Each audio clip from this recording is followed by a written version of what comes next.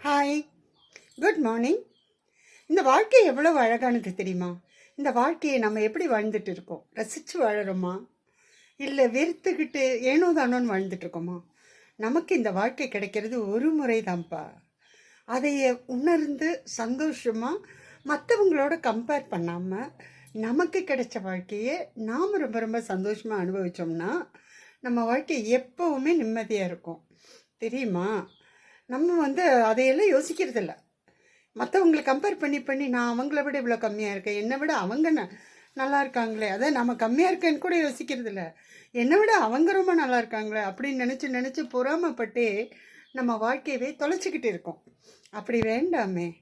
நமக்கு கிடைச்ச இந்த சந்தோஷமான வாழ்க்கை, அழகான வாழ்க்கை, கடவுள் நமக்குன்னு இதை தேர்ந்தெடுத்து கொடுத்துருக்காரு. இதை நல்ல மாதிரி வாழ்ந்துட்டு போகலாமே.